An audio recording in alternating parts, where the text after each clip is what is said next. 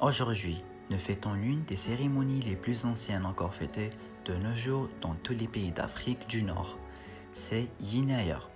Cette fête correspond au premier jour de l'an du calendrier julien, qui est décalé de 13 jours du calendrier grégorien, qui a lieu donc entre le 12 et le 14 janvier de chaque année. Le mot Yinayer chez les Berbères signifie premier mois. En Tamazirt, Yen correspond au chiffre 1 et Ayer veut dire mois. Plusieurs raisons font de ce jour de joie et d'espoir la plus importante célébration de tous les Berbères du monde, qui leur permet de renforcer les liens avec les ancêtres. L'origine de la fête de Yinayer est fortement liée au calendrier agraire, utilisé depuis l'Antiquité dans toute l'Afrique du Nord et qui décrit avec une grande précision les différentes saisons. Donc, le jour de Yinayer marque la fin des longues nuits noires et obscures d'hiver et annonce le début des jours blancs et ensoleillés. Cette année 2023, nous fêtons l'an berbère de 2973 et c'est grâce à l'Académie berbère vers 1980 que le calendrier est mis en avant. En se basant sur la coutume millénaire, la célébration de Yinayer est un des événements les plus marquants dans l'histoire du peuple amazigh pour faire le point zéro de ce calendrier. Cet événement incontestable s'est produit l'an 950 avant Jésus-Christ et correspond à la date où le roi berbère Sheshanq fut intronisé pharaon d'Égypte et fonda la 22e dynastie. Pour célébrer Yinayer, on prépare Imensini Yinayer, ou littéralement le dîner de Yinayer, où toute la famille se réunit pour attendre ensemble l'arrivée du nouvel an.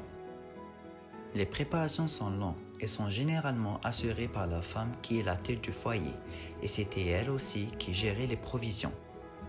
Elle commence par faire le grand ménage de la maison, et l'homme se charge de sacrifier un coq. Et les enfants, quant à eux, se déguisés font le tour des maisons du village, demandant des fruits et légumes secs, des friandises, et chacun partage ce qu'il a préparé de bon pour cette occasion. Gare à celui qui ne donne rien, car sa maison ne sera pas visitée par des ancêtres disparus. Durant le dîner, le plat principal, c'est le couscous, préparé avec 7 légumes secs, avec la viande du coq sacrifiée d'IFSK. Ce repas de convivialité et de partage est une sorte de compensation, car il est servi à part égale même aux personnes absentes de la famille, comme la fille mariée ou enfants immigrés. La société est de rigueur, même les anges gardiens, on leur laisse une part de nourriture. Il est interdit de laisser le matériel à tisser, sinon les forces invisibles des anges gardiens risquent de s'emmêler dans les fils. Car aussi dans l'imaginaire collectif, pendant ces jours, les portes entre le monde des vivants et celui des morts s'ouvrent et les esprits des personnes chères qui ont quitté rendre visite à leur famille. Après le repas, la soirée commence. L'enfant le plus jeune est mis dans une grande assiette et on lui verse au-dessus des fruits secs et des friandises. Chaque personne va prendre sa part et toute la famille réunie autour du feu en racontant des histoires, des anecdotes et jouer aux devinettes jusqu'à l'aube. Il est répandu aussi d'éviter de manger des aliments épicés ou amers pour se préserver d'une mauvaise année et recevoir la nouvelle qu'avec du sucre et du bonheur. La fête de Yinayer permet l'évacuation des angoisses et le stress engendré par la période hivernale, le manque du soleil et le raccourcissement des jours qui poussent l'homme à ne rien cueillir, et l'approche de la rupture des provisions gardées pour l'hiver.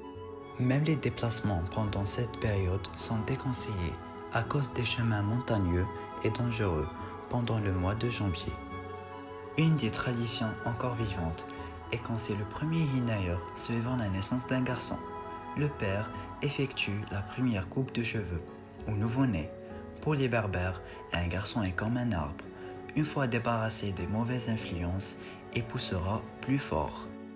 Pour se souhaiter la bonne année, les Amazirs disent « Es ges am ges ».